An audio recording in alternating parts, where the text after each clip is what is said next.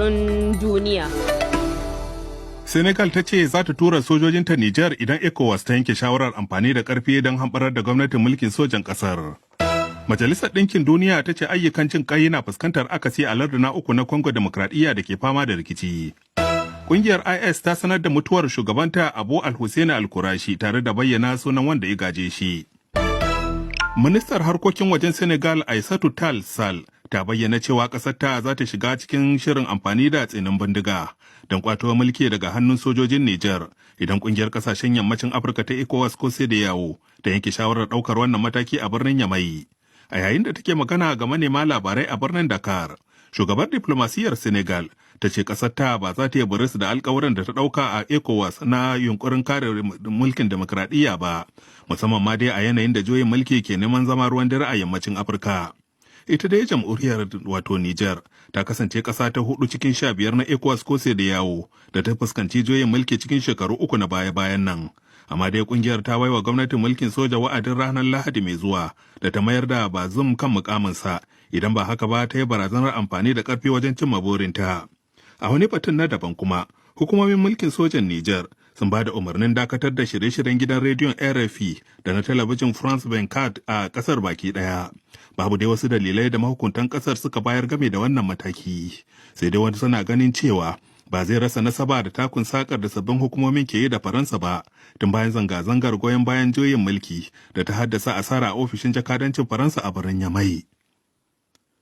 Majalisar Ɗinkin Duniya ta nuna fargaba game da taɓarɓarewar yanayin jin ƙai a wasu larduna uku na gabashin Jamhuriyar Demokradiyyar Congo, inda kusan mutane miliyan 3.300 suka rasa matsugunansu tun watanni 15 da suka gabata. Jami'ar Majalisar Ɗinkin Duniya da ke kula da ayyukan jin ƙai a Congo, Susanna Kalek, ta ce a halin da ake ciki dai Ituri da Kivu ta arewa ya taɓarɓare halin jin ƙai, lamarin da ke buƙatar ɗaukin gaggawa. A waɗannan lardunan da ke fama da tashin hankali dai, ƙungiyoyin agaji sun ba da taimako ga sama da mutane 910 a cikin makonni shirin da suka gabata. Jamhuriyar Demokradiyyar Congo da ke zama ƙasa mafi faɗi a yankin kudu da yammacin Sahara tana fama da rikicin siyasa haɗe da matsalar tsaro da kuma matsalolin tattalin arziki. Ƙungiyar 'yan tawayen M23 da ke da goyon bayan Rwanda ta zaki ɗaukar makamai tare da mamaye yankuna masu yawa na gabashin Congo, lamarin da ya haifar da tserewar dubban mutane zuwa lardin Kivu ta arewa. Ƙungiyar masu da'awar jihadi ta IS ta sanar da cewa an kashe shugabanta Abu Al-Hussein Al-Kurashi a wata arangama da ta haɗa su da ƙungiyar Al-Hayat Tahrir Al-Sham a yankin arewa maso yammacin Siriya. Kakakin ƙungiyar na IS ne ya yi wannan shelar a wani sauti da aka watsa a manhajar aika saƙo ta Telegram ba tare da bayyana lokacin da aka kashe shi ba. Wannan dai ya kasance shugaban IS na uku da aka kashe a cikin watanni 18 na baya-bayan nan, yayin da khalifarta na farko Abubakar al-Baghdadi ya gamu da ajalinsa a Idlib a watan Oktoban 2019. Sai dai tuni kungiyar da ke gwagwarmaya da makamai ta bayyana Abu Hafsan al-Hashimi al-Kurashi a matsayin sabon shugaban IS da aka nada. Kungiyar IS dai ta fara mamaye yankuna da dama na Iraki da Siriya kafin ta durkushe sakamakon farmakin taron dangi da aka yi ta kai mata, ko da shike tana kai hare-hare jifa-jifa a kasashen biyu a baya-bayan nan.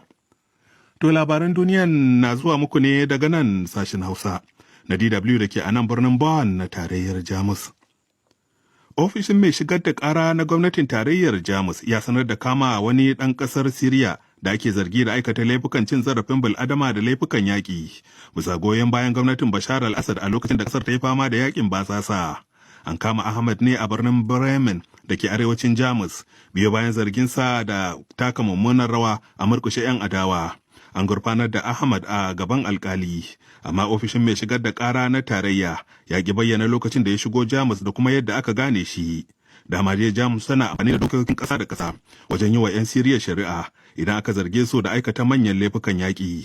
Idan za a iya tunawa dai Jamus ta karɓi dubatan 'yan Siriya a lokacin rikicin kwararar 'yan gudun hijira a Turai shekaru kenan da suka wuce. Saudiya ta bayyana cewa za ta ci gaba da dabararta ta takaita yawan ɗanyen man da take haƙowa domin haddasa tashin farashi a kasuwannin duniya. Sanarwar da ma'aikatar makamashi ta Saudiya ta wallafa ta ce za ta fitar da kusan ganga miliyan 9 a kowace rana a ƙoƙarin da ƙasashen OPEC ke yi wajen daidaita kasuwar man fetur. Dama dai masu sharhi sun yi hasashen wannan tsawaita wa'adi na biyu da Rasha ta bi sawu, lamarin da ya taimaka wajen ƙara farashin gangan ɗanyen mai a duniya bayan da aka samu ragi na makonni da dama. Ƙasashen da ke da arzikin man fetur suna fuskantar faduwar farashi a kasuwanni sakamakon dambarwar da Rasha ta fara a Ukraine tun watanni 18 da suka wuce da kuma taɓarɓarewar tattalin arziki a ƙasar China. To ƙarshen zagayen farko na cikakkun labaran duniyar kenan. To madalla gaida Muhammad Awal Balarabe da ya karanto mana labaran duniya kai tsaye. DW harkokin yau. To a rahotanninmu na yau za a ji cewa a Najeriya al'ummar kasar na ci gaba da bayyana ra'ayoyinsu kan amincewa da sunan Abdullahi Ganduje a matsayin shugaban jam'iyya mai mulki ta APC.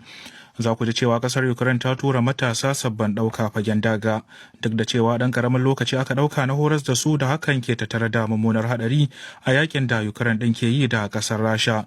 Akwai madauke da shirin abu namu da dandalin matasa, amma kafin nan bari mu fara da jegon shirin daga jamhuriyar Niger.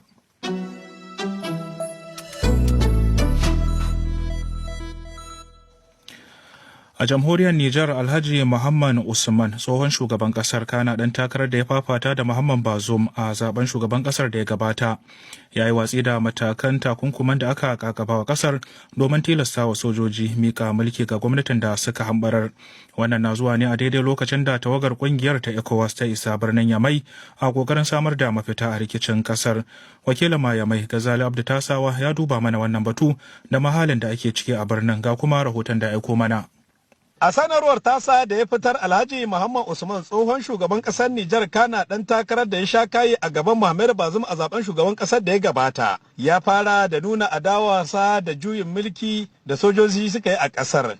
Juyin mulkin da amma ya ce hukumin jamhuriya ta 7 ne suka zama ummul haba'isan afkuwarsa, sai dai kuma ya nuna adawarsa da matakan kungiyar ECOWAS kan kasar ta Nijar, inda ya karin bayani yana mai cewa ya ce a wannan hali da kasar mu ta shiga, nauyi ne da ya rataya a wuyana na jaddada adawata a bisa manufa da duk matakin kwatar mulki ta hanyoyin da suka sabawa doka, amma kuma yanzu lokaci ne da ya kamata mu haɗa kai mu kuma nemi shawarwari daga ciki da ma wajen kasar ta Nijar domin gaggauta mayar da kasar akan turbar demokradiyya a cikin wa'adi madaidaici. Sai dai ina mai adawa da duk yunkuri na amfani da karfin soja daga ƙetare a cikin kasar. Kazalika ina mai adawa da duk wani matakin takunkumi da aka saka wa kasar ta Nijar, wanda ba abin da zai afar illa ƙara jefa kasar a cikin mawuyacin hali baya ga wanda dama take cikinsa a tsawon shekaru 12 na mulkin wannan haɓararriyar gwamnati.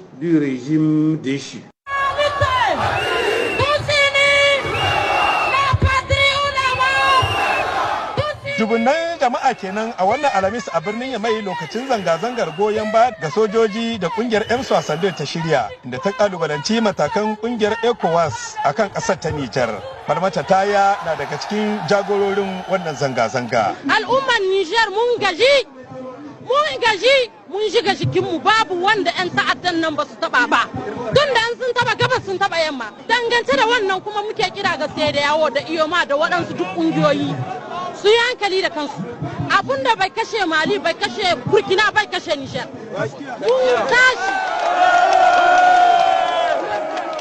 Sojawa su tai da bindiga, mu kuma za mu take musu gargada. Su ma dai 'yan kasashen Afirka ta yamma mazauna ƙasar Nijar a wata sanarwa da suka fitar sun yi kira da abi hanyar sulhu wajen warware rikicin ƙasar ta Nijar. Tijjani Aike shine kakakin 'yan kasashen ECOWAS mazauna ƙasar ta Nijar. Saboda tashin hankalin da ake so a kawo cikin Nijar, inda an ce za a yi abu da karhi, ai kasan dai wanda bai ci ba bai sha ba yana shahe shi ma bale mazamnin gari. To shi yasa ne muke roko su sha ma zuciyarsu ruwa. Bayan kwan gaba kwan baya na tsawon kwanaki, da ƙarshe dai a wannan Alhamis, tawagar jami'an ƙungiyar ECOWAS a ƙarƙashin jagorancin Janar Abdulsalami Abubakar da kuma mai martaba sarkin musulmi na Sokoto Sa'ad Abubakar na 3 ta iso a birnin Yamai, inda za ta tattauna da hukumar mulkin sojojin ƙasar domin gano bakin zaren warware matsalar ta dabaibaye ƙasar a daidai lokacin da ya rage 'yan kwanaki wa'adin da ƙungiyar ta ECOWAS ta baiwa sojojin na su mika wuya su kuma mayar da mulki ga shugaba Muhammad Bazoum ko kuma jiki yayi tsami. Gazali Abdu Tasawa, DW Hausa daga Yamai a jamhuriyar Nijar. To tun bayan juyin mulkin da sojojin kasar suka yi a makon da ya shuɗe a zahiri take cewar dangantaka ta so